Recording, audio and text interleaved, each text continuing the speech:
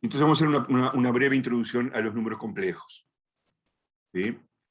¿De dónde surgen históricamente los números complejos? Por supuesto que la teoría de los números complejos, y más que de los números complejos, de las funciones definidas en el campo complejo, funciones que van de los complejos a los complejos, ha tenido un desarrollo enorme en los últimos siglos, y desde una riqueza y una armonía notable, ¿no? Y tiene muchísimas aplicaciones a todas las ciencias. Ahora, los números complejos en sí vienen de un proceso histórico de construcción de los distintos campos numéricos, en donde uno se va viendo en necesidades de resolver ciertos problemas que, digamos, los campos numéricos que viene utilizando no los resuelven. Originalmente la primera idea humana fue la de los números naturales, que son los que sirven para contar, ¿verdad? Pero ya pronto surgió el asunto de que, bueno, si yo tengo algo a favor o tengo algo en lo cual debo, los números naturales no me sirven, porque yo no puedo hacer 3 menos 5, digamos, ¿no? Entonces, bueno, ahí se construyen los números enteros, que son en definitiva los naturales, unión los opuestos de los naturales.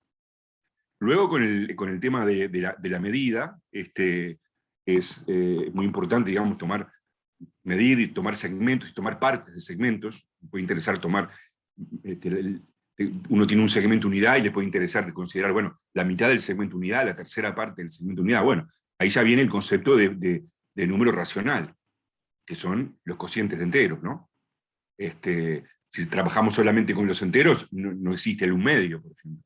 Y de esa manera se van ampliando los conjuntos numéricos, de forma tal que cada conjunto numérico anterior es un caso, está contenido en el conjunto numérico nuevo. El paso más trascendente y más delicado fue la construcción de los números reales, ¿no? Porque fíjense que acá vamos a aprovechar que tenemos una recta, ¿no? Cuando tenemos los números racionales se puede establecer dado un sistema de abscisas acá, una recta, un sentido elegido como positivo, una unidad de medida, acá no está indicada, un origen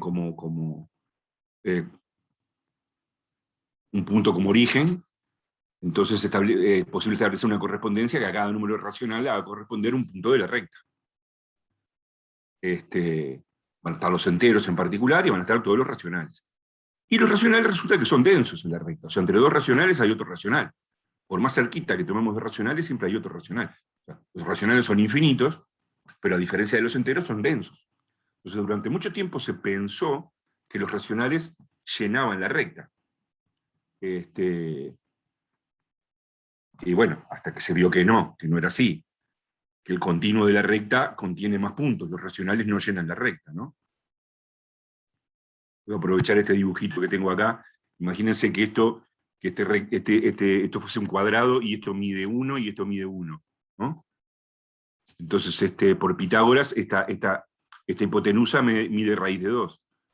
Entonces, si vos haces centro en el origen con un compás, traes para acá, llegas a un punto que correspondería al número raíz de 2. Pero raíz de 2 no es racional, porque no hay ningún número racional que elevado al cuadrado de 2. Entonces, bueno, ahí uno se da cuenta de que en realidad hay infinitos puntos en la recta que no se corresponden con los racionales. Ahí entra el conjunto de los números reales, en donde se incorporan los irracionales. Bueno, esto es un proceso histórico muy interesante, pero aún con el conjunto de los números reales hay una serie de problemas muy básicos que no tienen solución. Por ejemplo, la ecuación x al cuadrado más 1 igual 0 no tiene solución en los reales, ¿no? Porque cualquier número real elevado al cuadrado siempre da mayor o igual que 0, no puede dar menos 1 para que... Ya con esa ecuación bien sencilla, ¿no? Hay polinomios de segundo grado que, bueno, lo recontra sabemos, que no tienen raíces en el conjunto de los números reales. Y bueno, hablando de operaciones, hay muchas otras. Por ejemplo, los logaritmos de números negativos no existen, no es posible definirlos en el campo de los números reales. Entonces, una de las razones por las cuales se crea el conjunto de los números complejos es para poder dar solución a algunas cuestiones que no tenían solución en el conjunto de los números reales. Esa es una idea que podemos plantear, ¿no? Ya digo, después con el devenir, tanto el conjunto de los números complejos como el estudio de las funciones en los complejos adquieren una relevancia que trasciende todo eso, ¿no? Entonces, los números complejos, en principio, son lo mismo que R2. Son pares ordenados de números reales. Así que hay una correspondencia biunívoca entre el conjunto de números complejos y los puntos del plano. ¿Ah? Geométricamente, entonces cada número complejo, o cada vector de R2, lo simbolizamos como un punto o como un vector flecha, ¿no? Eso en principio es igual.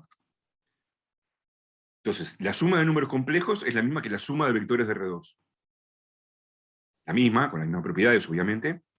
El producto de un número real por un complejo es lo mismo que el producto de un número real, de un escalar, por un vector de R2. Eso es todo igual. Así que ahí es un espacio vectorial, que es el mismito que R2. ¿Se acuerdan que en el caso de R2 teníamos lo que era el módulo de un vector, ¿no? O el módulo de un punto de R2, que es esto que está acá. Raíz cuadrada de A cuadrado más B cuadrado, que viene a dar una medida positiva de la medida de este segmento, que es el módulo de ese vector. A eso se le llama módulo del número complejo. Es lo mismo que el módulo del vector.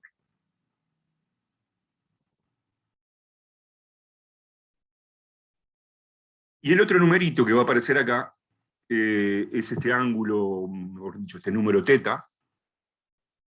Acá en el primer cuadrante es muy fácil dibujarlo. Que va a estar, bueno, ahora lo dejamos para un poquito después. Es lo que se llama el argumento del número complejo, y está caracterizado por ser un número que lo vamos a definir entre menos pi y pi, con la particularidad de que la primera componente del número complejo es ρ por coseno teta, y la segunda es ρ seno teta. Pero ahora vemos un poco eso.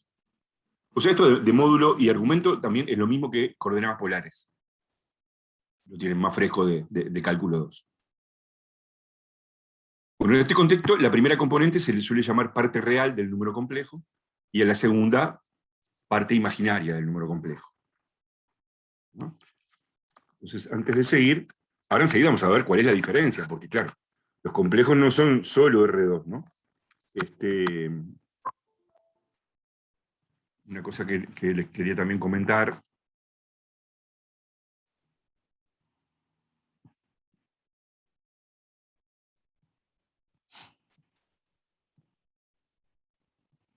Cuando tenemos los complejos de la forma A0,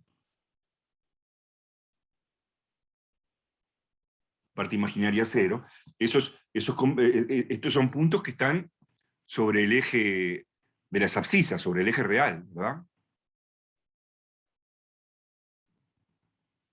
Entonces, de alguna manera se van a identificar, esto se va a identificar, o sea, formalmente no es igual, pero se va a identificar con el número real A. O sea, en este sentido podemos decir que los reales están contenidos en los complejos. Porque cada número real es un caso particular de un número complejo. En realidad no están así, porque no es lo mismo el número A que el par A0, pero eso hace esa identificación, ¿sí? Incluso después vamos a tener permitido, cuando aparezca el complejo A0, escribirlo simplemente como el número real A. Entonces, en ese sentido, uno puede considerar que los reales están contenidos en los complejos. ¿Están de acuerdo?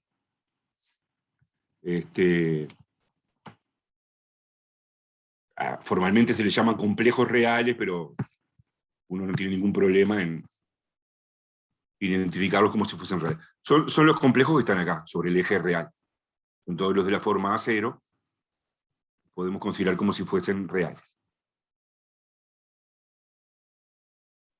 Entonces, antes de llegar un poquito más a lo del argumento, acá viene la diferencia con R2. En este conjunto de números complejos, nosotros que estamos interesados en resolver, por ejemplo, ecuaciones que no se podían resolver en los reales, estamos interesados en resolverlas acá. Entonces, además de tener un producto de números complejos, una suma de números complejos, un producto por un escalar, querríamos tener un producto de números complejos. Un producto de números complejos que tenga las mismas propiedades que el producto de números reales. Pero un producto de números complejos que sea que el producto de dos complejos de un nuevo complejo. ¿Sí? El producto de dos elementos de R2 de otro elemento de R2. ¿Se acuerdan que en R2 eso no se había visto, ¿no? Porque se definía el producto interno entre dos vectores, pero da como resultado un número. ¿Sí? No definían un producto de dos vectores que diera como resultado otro vector.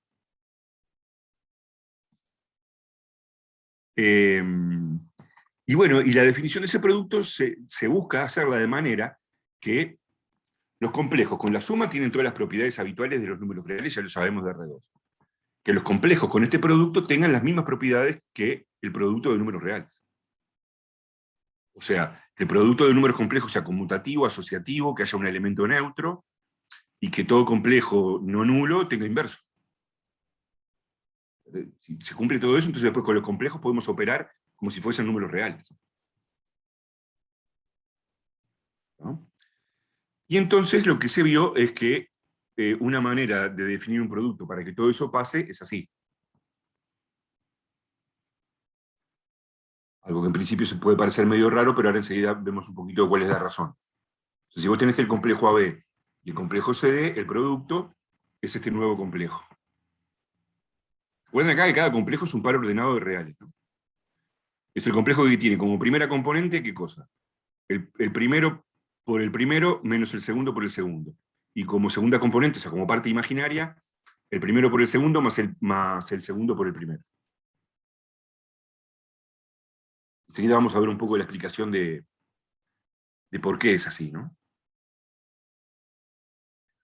Bueno, y entonces con esta definición de producto se pueden demostrar todas las propiedades que yo decía. O sea, los complejos, con la operación de suma y con la operación de producto de complejos definida así, tienen una estructura de cuerpo conmutativo, igual que los reales. O sea, la suma es asociativa, conmutativa, hay un neutro de la suma y todo elemento tiene opuesto, y el producto es asociativo, conmutativo, hay un neutro del producto, y todo, todo elemento no nulo tiene inverso. Y además se cumple la distributiva del producto respecto de la suma.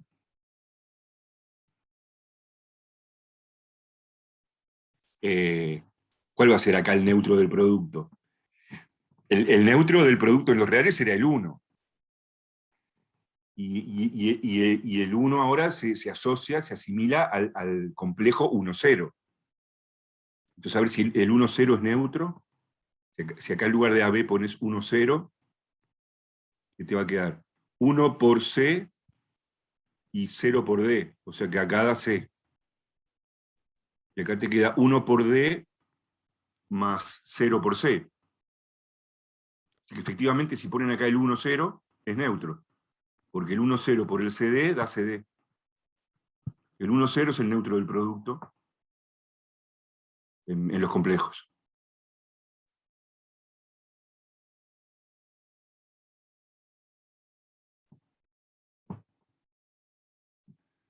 Bueno, y hay otro complejo muy particular, que es un complejo imaginario puro. Los imaginarios puros son los que están sobre el eje imaginario, ¿no? Porque tienen parte real nula. Eso se le llama imaginario puro, tiene parte real nula.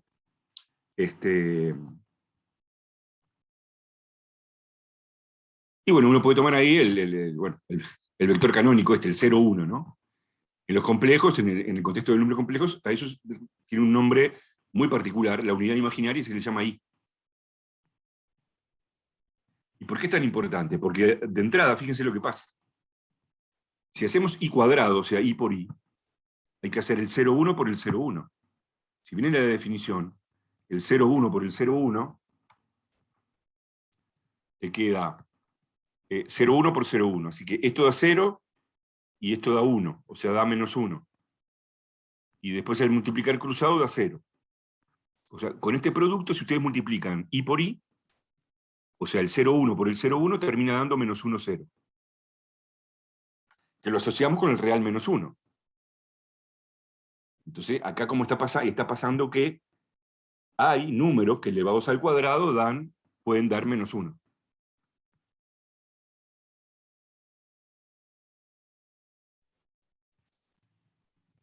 Entonces, ya en el campo de los números complejos,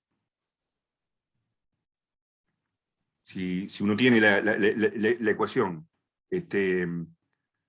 z cuadrado más 1 igual 0, en los reales no tiene solución, pero en los complejos sí. Z igual I.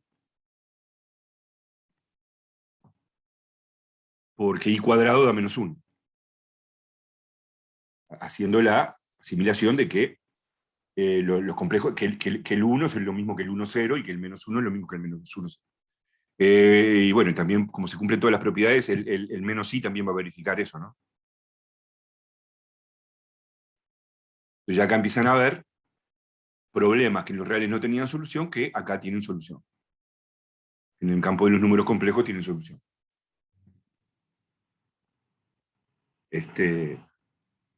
Digo, más aún, la teoría de este cuerpo de números complejos, o incluso de las funciones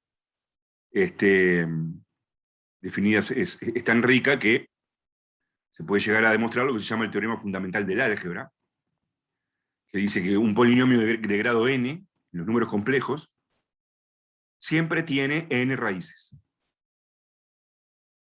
contadas con su orden de multiplicidad. O sea, eso cierra de manera súper elegante la teoría de polinomios, ¿no? Todo polinomio de grado n, en los complejos, siempre tiene n raíces, pueden ser múltiples, hay que contarlas con el orden de multiplicidad, ¿no? En raíces en el campo de los complejos, cosa que en el conjunto de los reales no. Y ahí, ¿verdad?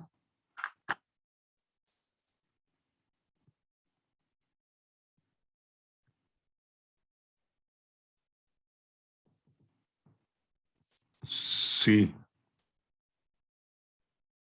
Sí, Federico, sí, realmente el desarrollo más importante de los números complejos y de la teoría de funciones en el campo complejo viene de la ingeniería eléctrica.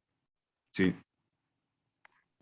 No podríamos estar utilizando los celulares que tenemos ahora sin los complejos, por ejemplo, entre tantas cosas.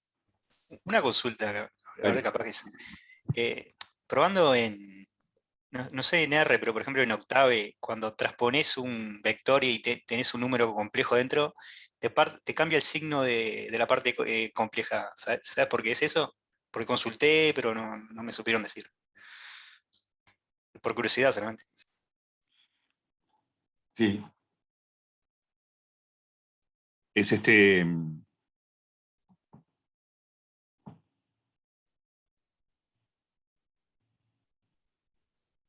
vos tenés la traspuesta conjugada, se llama ese. Sí.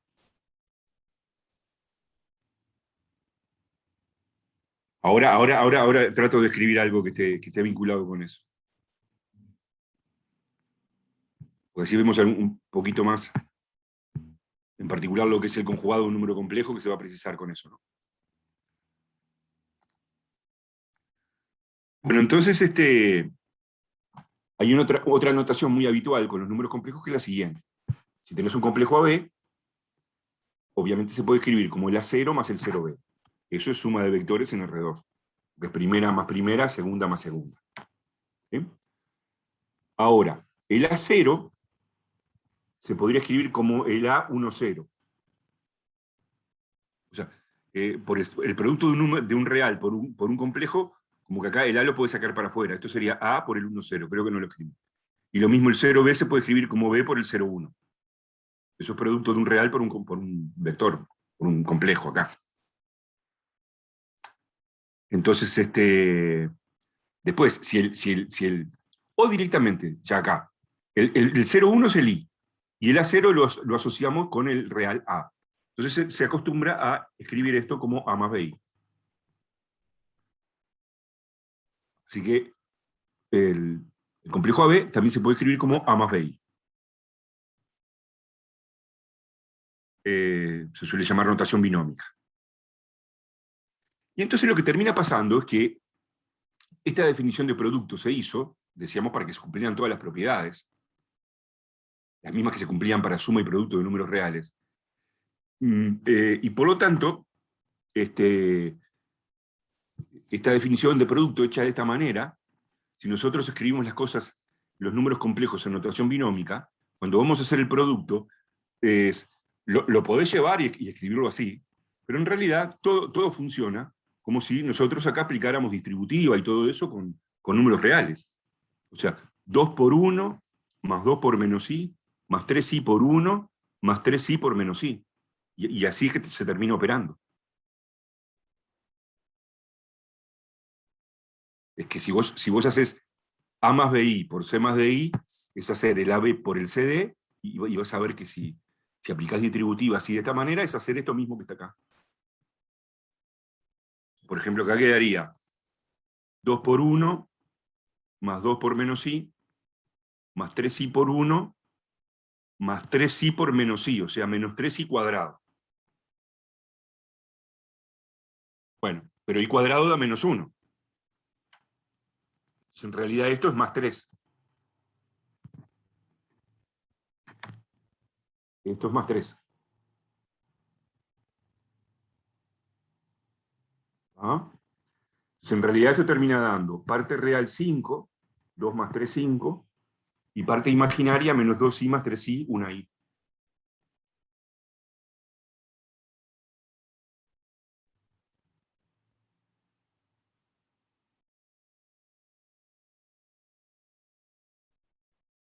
Es observar simplemente que si el producto lo hubieses hecho así, efectivamente daba eso.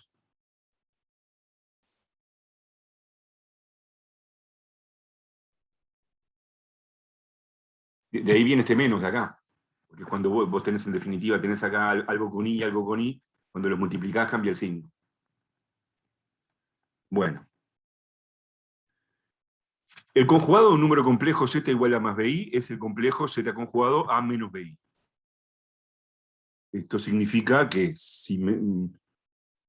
simetrizar respecto del eje real, ¿no? Lo iba a preguntar, pero lo dije.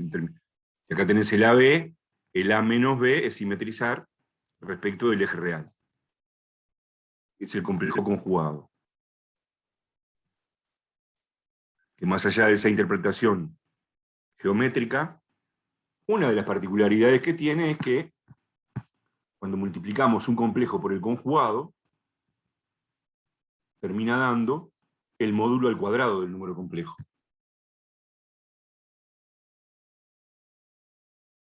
¿Sí? Porque fíjense que si hacemos A más BI por A menos BI, los productos cruzados se van, ¿no? Porque tenés A por menos BI y BI por A. Eso se cancela. Después A por A es A cuadrado y BI por menos BI es menos B cuadrado y cuadrado, queda más B cuadrado. Así que es una cosa muy útil tener en cuenta que el producto de un complejo por el conjugado, por su conjugado da el módulo al cuadrado del complejo.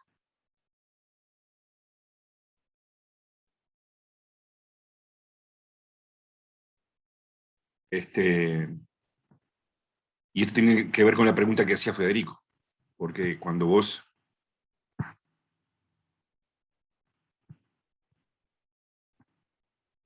vas a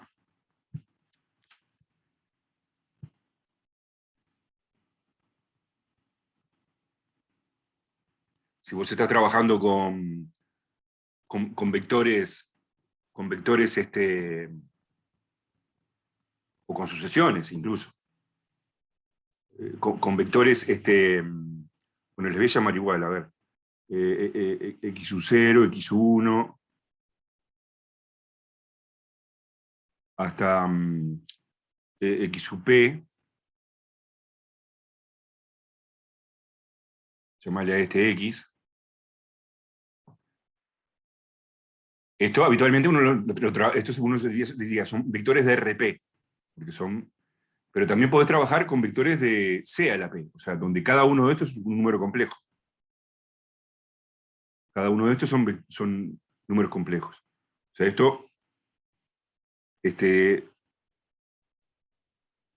pertenece a C a la P. Si vos tenés otro vector de C a la P, o sea, vectores de P componentes, pero donde cada componente es un complejo. Cuando vas a definir un producto interno acá,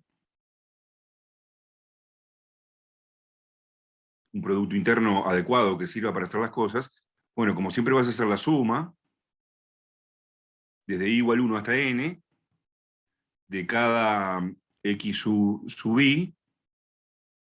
En los reales ponías x sub i por y sub i. ¿Sí? Ahora, en los complejos, esto no es un producto interno. Tenés que poner conjugado acá. Y eso es lo que aparece eso es lo que aparece con respecto a lo que decía Federico. ¿Por qué? Porque cuando vayas a hacer el producto interno de un vector por sí mismo, te tiene que dar mayor o igual que 0. Y te tiene que dar la norma al cuadrado de ese vector. Entonces, acá lo que te va a queda es la suma de cada x sub i por el conjugado del mismo x sub i. Y el producto de un complejo por el conjugado es lo que te da mayor o igual que 0. El producto de un complejo por el mismo complejo no te da mayor o igual que 0. Entonces, este es el origen de todo el asunto de por qué cuando a veces cuando transpones matrices complejas, tomás la traspuesta conjugada, no solo la traspuesta. Está vinculado con la matriz de covarianzas y cosas de esas, pero claro, si uno toma entradas complejas, ¿no? Y justamente por lo que acabamos de ver, cuando el producto de un número complejo por su conjugado, esto da mayor o igual que 0. El producto de un número complejo por el mismo complejo no da mayor o igual que 0. No sé si por ahí te aclara un poco. Entonces, definiéndolo así, efectivamente, esto define un producto interno en C a la P, con las propiedades habituales de un producto interno. Que en particular tenía que tener la propiedad de que x por x siempre tiene que dar mayor o igual que 0, y que da 0 solamente cuando x es el vector nulo. Sí, quedó claro ahora, gracias. Entonces, ya les digo, nosotros en realidad vamos a usar poco de números complejos, si bien sobre el final del curso vamos a trabajar con sucesiones en espacios más generales. La parte utilitaria va a ser acá y en algunas cosas para resolver ecuaciones diferenciales. Bueno, el argumento, tenemos el complejo z igual a más bi, el argumento de ese complejo es el número teta del intervalo menos pi abierto en menos pi, cerrado en pi, que verifica esta igualdad. Que la parte real se puede escribir como el módulo de z por el coseno de teta y la parte imaginaria como el módulo de z por el seno de teta. Vuelvo al dibujo original. Cuando estamos en el primer cuadrante es muy sencillo porque en el primer cuadrante es estricto, ¿no? Dejando de lado los ejes. Acá este número teta entre menos pi y pi es exactamente el arco tangente de b sobre a. Ahí no hay ningún problema. Es el arco tangente de b sobre a. Arco tangente con mayúscula, ¿no? Y si estamos en otro cuadrante hay que tener un poquito más de cuidado. Pero es lo mismo que ustedes utilizaban en coordenadas polares. Ponele, a ver, si z es el 1, 1, o sea, el 1 más i, ¿cuánto vale el módulo y el argumento de ese número complejo?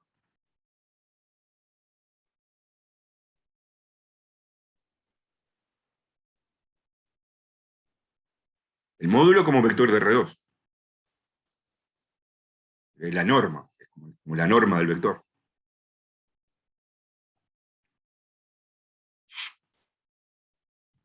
¿Cuánto vale? La norma acá, ¿no? Ese es el módulo. Raíz de a cuadrado más b cuadrado.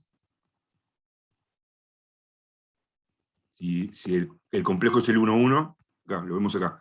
Esto es 1 y esto es 1. El 1, 1. ¿Cuánto vale el módulo? Raíz de 2. Raíz de 2. ¿Y el argumento?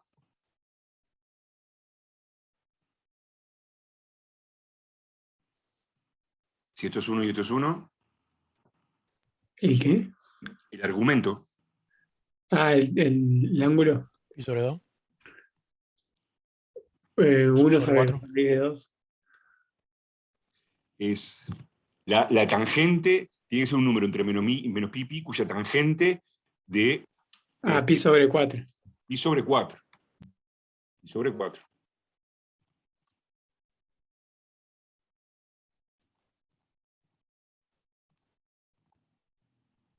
¿Ah? Lo tienen que ubicar ahí en el dibujito, ¿no? Como coordenadas polares. A ver, la unidad imaginaria ahí, que es el 0, 1, ¿qué módulo y qué argumento tiene?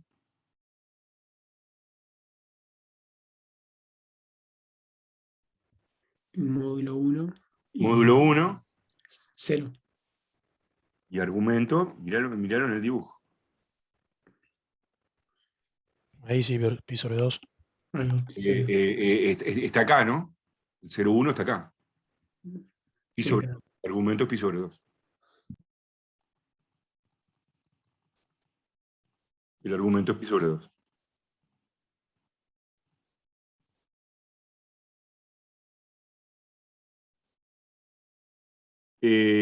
Bueno, yo no lo dije, en el caso del complejo nulo, el 0, 0 no tiene argumento, ¿no? No se le define argumento. A ver si es el menos 1 menos 1. En notación binómica es el menos 1 menos i. Tengo el dibujo acá. Es este, ¿no? El menos 1 menos 1. Está en este cuadrante. Ya, Tenemos 3 que pi sobre 2, ¿no? el módulo va a ser igual, raíz de No, 2. 3 pi. Y el argumento, no te escuché bien. No, dije mal. 6 pi sobre 4. Ah, no sé. Hasta acá tenés 2 pi sobre 4. Y un pi sobre 4 más, 3 pi sobre 4, ¿no? Pero es menos 3 pi sobre 4. Menos 3 pi sobre 4. Cuando vayas así, es positivo. Cuando vayas así, negativo. Por ejemplo, uno que esté acá, un número que esté acá, el menos 5, 0 tiene argumento pi. Ahí va. ¿Y por qué me dice ese ángulo y no el otro? Porque hay infinitos números θ que cumplen esta igualdad, por la periodicidad de estas funciones, ¿no? Entonces ahí se tomó una convención. En algunos libros se toma otra convención. Acá tomamos entre menos pi y pi. Ah, ok, entre menos pi, pi, ok. Entre menos pi y pi.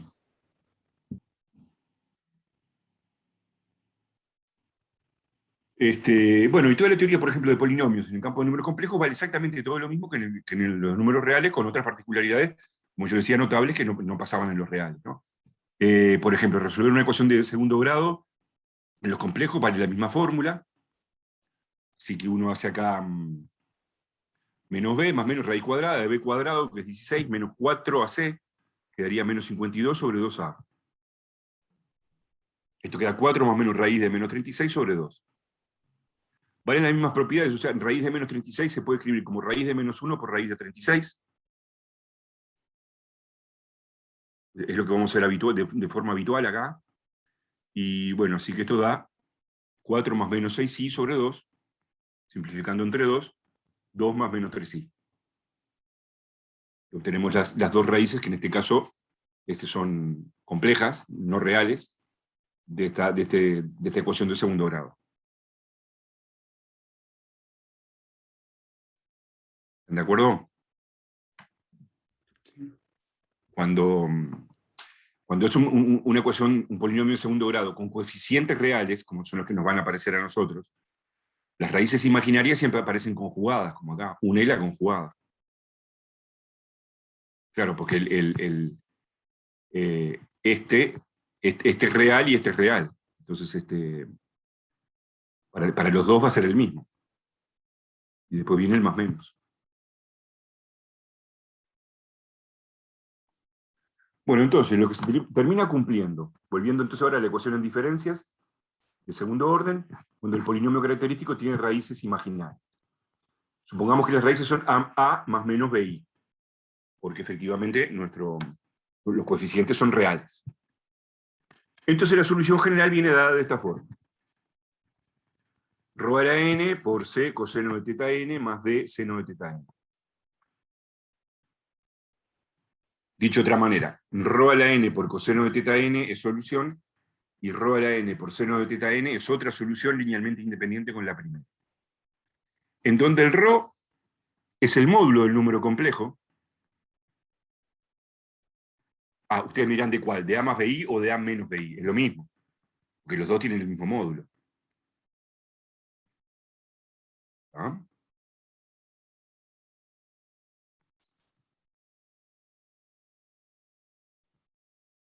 Que además eso coincide con raíz cuadrada de C. ¿Sí? ¿Por qué? Porque ρ cuadrado es el producto de un complejo por su conjugado. Por relaciones entre coeficientes y raíces, el producto de las dos raíces es C sobre A, y A es 1. Así que justo es lo mismo que raíz cuadrada de C.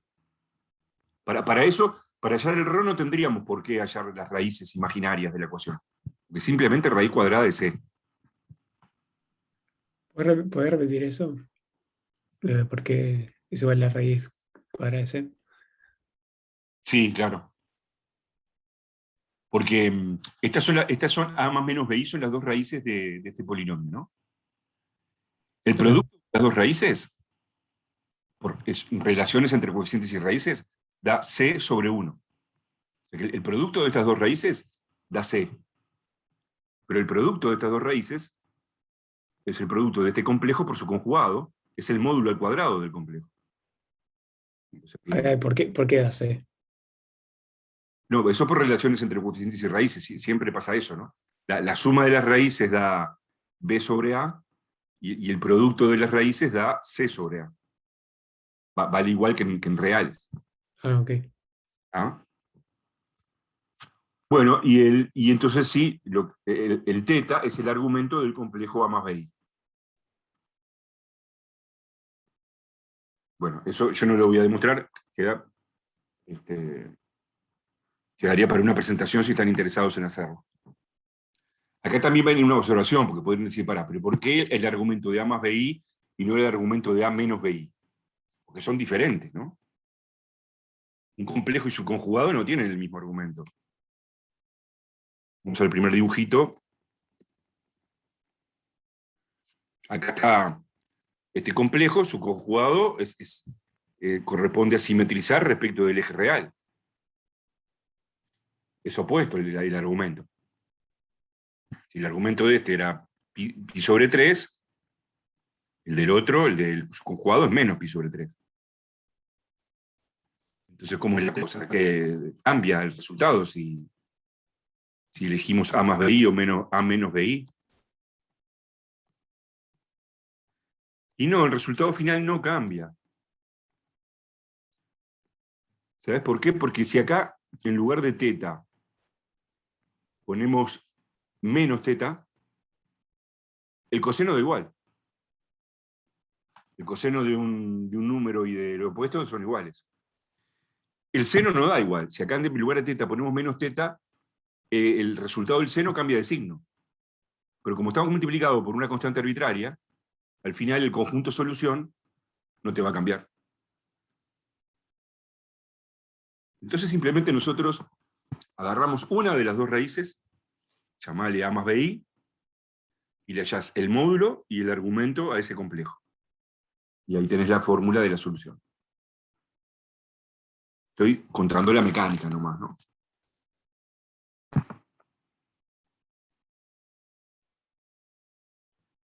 A ver, por ejemplo, x sub n más 2 menos 2x sub n más 1 más 4x sub n igual 0. Homogénea con coeficientes constantes. Nos planteamos el polinomio característico.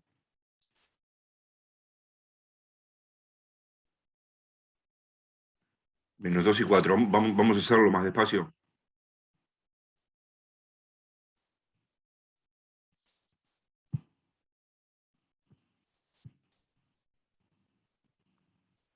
Así que el polinomio característico es,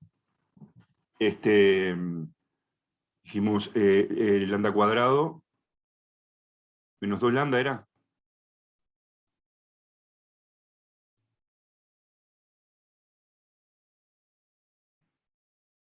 Ese era, ¿no? Sí. Entonces lambda queda menos b más menos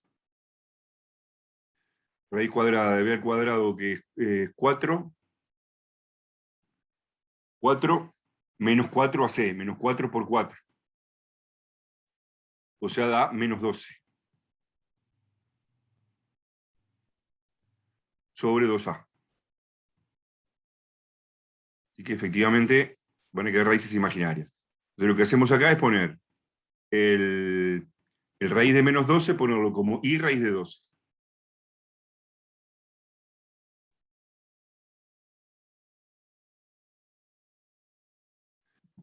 Y después uno, para poder simplificar acá, raíz de 12 es lo mismo que raíz de 3 por raíz de 4.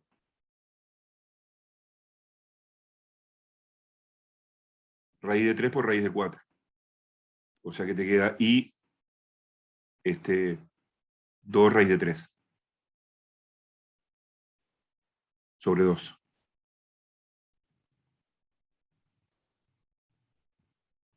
La raíz de 12 es lo mismo que 2 raíz de 3. Porque 12 es 3 por 4. Simplificando entre 2 queda 1 más menos raíz de 3 por i.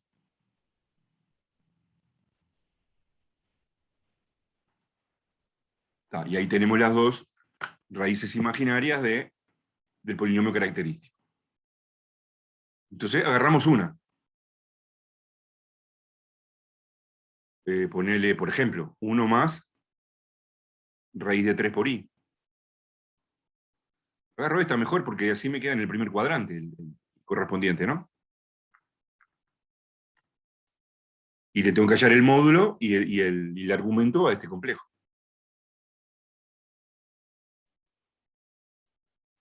¿Cuánto vale el módulo de ese complejo? A ver el módulo y el argumento. Raíz de 4.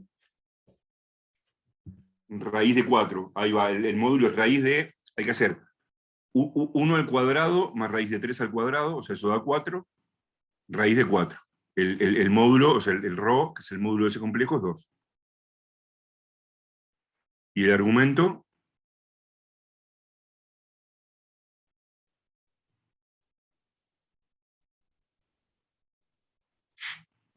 bueno, es el 1 raíz de 3. Bueno, hay que ver si da algún valor notable, ¿no? Capaz que no da ningún valor notable. Entonces, es cuando...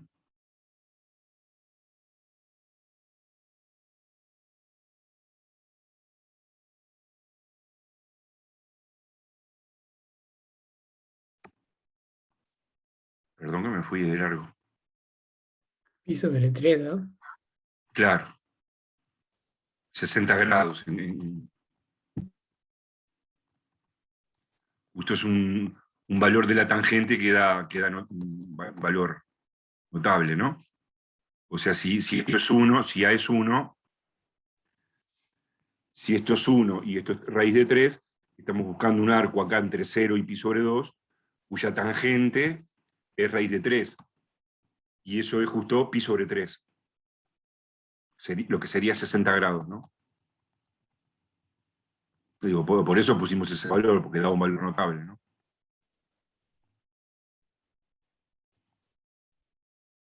Entonces hemos hallado el ρ es 2 y el θ es pi sobre 3. Tenés la fórmula para la solución. O sea, la solución es esta. El ρ es 2 y después se pone esto con θ igual pi sobre 3 y las dos constantes arbitrarias c y d. Bueno, así que esto es un poco lo que directamente usamos como mecánica para resolver estas cuando el polinomio característico tenga raíces imaginarias. ¿Está bien? ¿Alguna pregunta? ¿Está acá?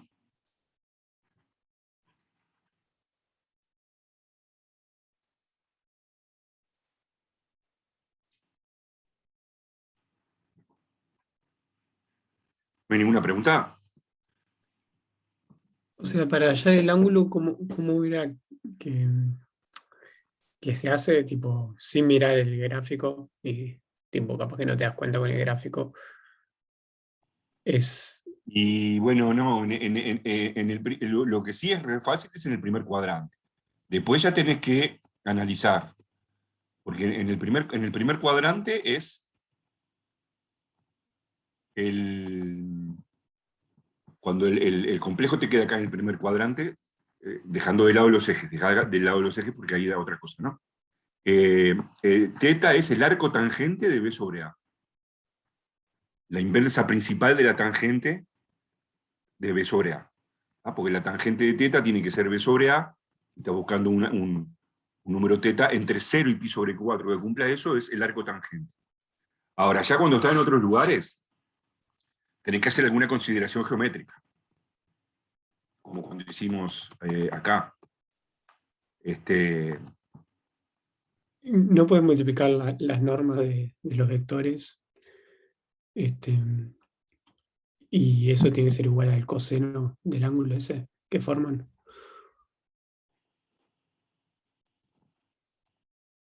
La norma de los vectores, vos lo que... Es esto que está acá, ¿no? Se tiene que cumplir que la parte real sea igual al módulo de z por coseno de teta y la parte imaginaria igual al módulo de z por el seno de teta. Tenés infinito teta que cumplen estas dos cosas al mismo tiempo. Pero hay uno solo entre menos pi y pi. Y ese es el que lo tenés que encontrar. Digo, hay formas, pero no vale la pena. Vinculadas con el arco tangente. En el primer cuadrante es el arco tangente de B sobre A. Pero luego no es... Después si pones siempre arco tangente no da bien. Tenés que... Yo te sugiero que hagas el dibujito y ahí mires, pues bueno, acá tengo 3 veces 45 grados. Bueno, entonces esto es menos 3 pi sobre 4. Porque además para poder poner un resultado, no vamos a utilizar, digamos, un valor aproximado con la calculadora. Entonces, siempre van a aparecer valores notables de las trigonométricas. ¿Ah? ¿Bien? Como en este ejemplo. Okay. Bueno, y lo que quería dar una breve introducción nomás para terminar con esto, tiene que ver con alguna idea sobre el comportamiento asintótico de las soluciones de estas ecuaciones sin diferencias, que después vamos a estudiar con más cuidado.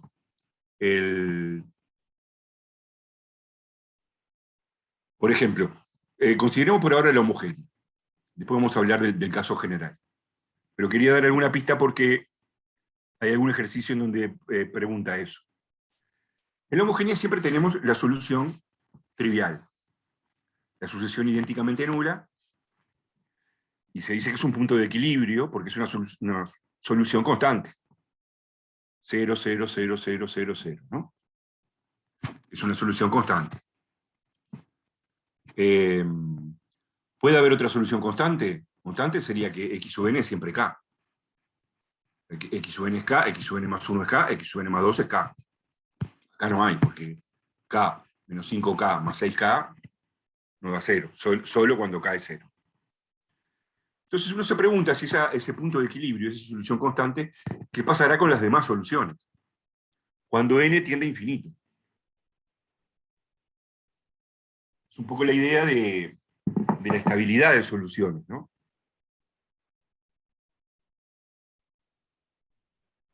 O sea, si nosotros empezamos, por ejemplo, bien cerca de la solución nula, ¿la solución correspondiente se mantendrá cerca de la solución nula? ¿O a qué evolucionará cuando n tiende a infinito? Bueno, en este caso las soluciones son estas. Esto es rápido porque las raíces de lambda cuadrado menos 5 lambda más 6 son 3 y 2. Era el ejemplo que yo me había equivocado el otro día. Era esta la ecuación que tenía que ir, ¿no? Porque un polinomio de segundo grado que tiene raíces 3 y 2 es lambda cuadrado menos 5 lambda más 6. Entonces la solución general de esta homogénea es esta. Entonces quiero simplemente observar que si ustedes dicen, bueno, quiero estudiar el límite de estas sucesiones cuando n tiende a infinito, a ver si tienden a la nula, por ejemplo, bueno, qué tipo de límites tenemos que utilizar. Y el límite de estas sucesiones geométricas, o de tipo exponencial. ¿Qué pasa acá cuando n tiende a más infinito? ¿Qué límite tiene esto?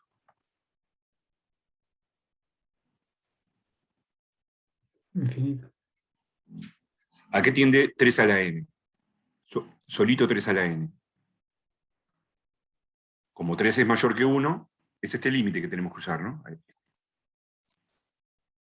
El límite de q a la n.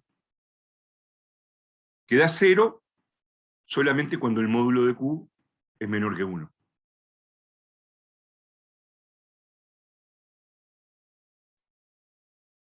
Entonces acá 3 a la n tiende a más infinito y 2 a la n tiende a más infinito. O sea que estas cosas van a tender a más infinito o a menos infinito según el signo de estas constantes, ¿no? Pero ¿cómo es? La solución constante -1 no funciona ahí.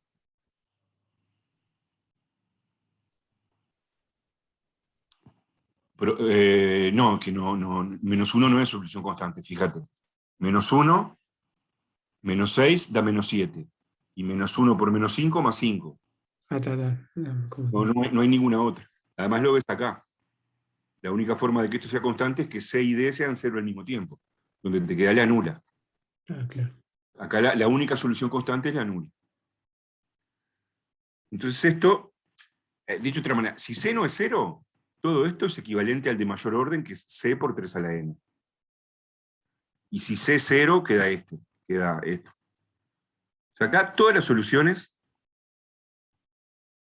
tienden a más infinito o a menos infinito, dependiendo de la condición inicial, de cuánto sea, del signo de C y de D. Entonces, esto está diciendo que en este caso, el punto de equilibrio es totalmente inestable. Porque todas las soluciones, por más cerquita que empiecen de la solución nula, se terminan alejando al demonio, ¿no? O sea, la solución nula es totalmente inestable. Y, bueno, en este caso más que inestable, es como repulsor global, algo que después lo vamos a analizar, porque, repito, cualquiera que sea la condición inicial, original, por más cerquita que esté de la nula, la solución termina tendiendo a más infinito o a menos infinito. O sea que bueno, eso es un poco, por ahora, una primerísima idea de este concepto de estabilidad que después vamos a estudiar con detalle, ¿no? Por ejemplo, si hubiesen quedado así, este numerito en valor absoluto es menor que 1, este en valor absoluto es menor que 1, así que esto tiende a 0 y esto tiende a 0. O sea, acá pasa todo lo contrario. Independientemente de la condición inicial, independientemente de cuánto valgan C y D, todas estas sucesiones tienden a 0 cuando n tiende a infinito. En una ecuación donde las soluciones fuesen estas, ¿no? No puse cuál es la ecuación. Entonces, en ese caso, el 0 es estable. Bueno, de hecho, acá es asintóticamente estable. Todas las soluciones convergen al punto de equilibrio. Y bueno, y ahí uno tendrá que analizar los distintos tipos que puedan quedar, ¿verdad? Y os pongo un ejemplo más. El polinomio característico puede tener raíces 1 medio y 3. Pero te queda esto. Entonces, ¿qué va a pasar ahí? ¿A qué tienden las soluciones cuando n tiende a más infinito?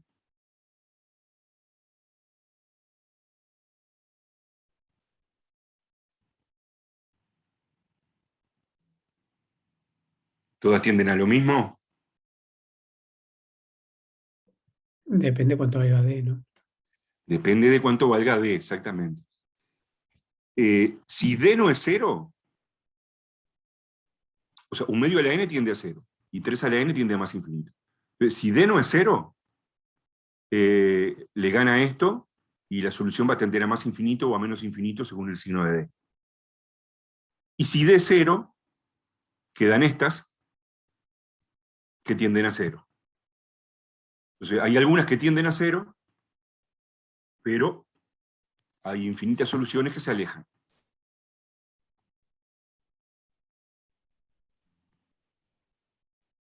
Entonces acá el punto de equilibrio tampoco es estable, porque por más que empecemos muy cerca del 0,0, pode- hay soluciones que tienden a más infinito.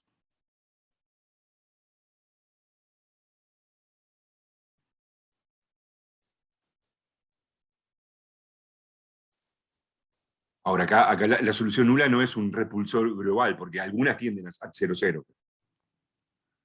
Así que esta es una primerísima introducción a lo que sería un punto de equilibrio estable o inestable, algo que vamos a retomar con mucho más detalle más adelante.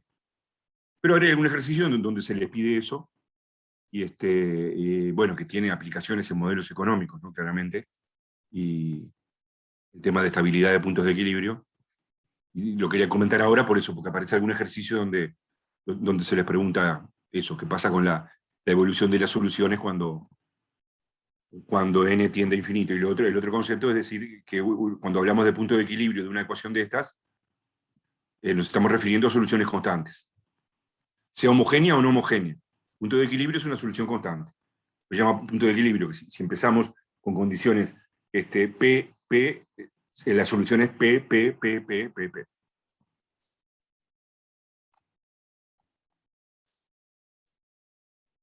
Bueno, ¿alguna pregunta acá? ¿Quieren comentar alguna pregunta o algún comentario?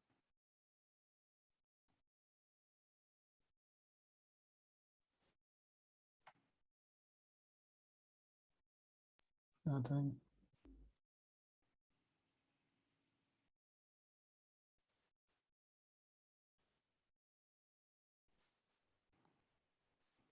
O sea, la estructura del conjunto de números complejos es enormemente rica, pero nosotros, por lo menos por ahora, y creo que en todo el resto del curso, solo vamos a utilizar esta cuestión de que nos aparezca en particular un polinomio de segundo grado, y con la fórmula habitual, la llave de las raíces,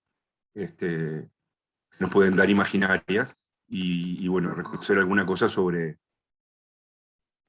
una vez que tenemos un complejo A más BI, conocer su módulo y su argumento.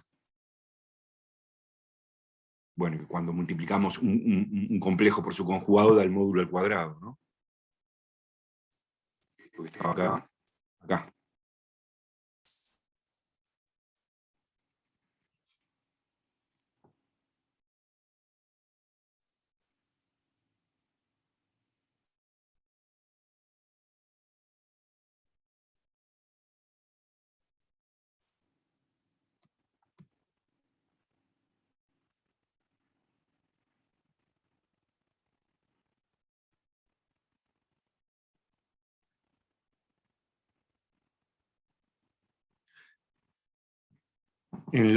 Bueno, entonces el lunes,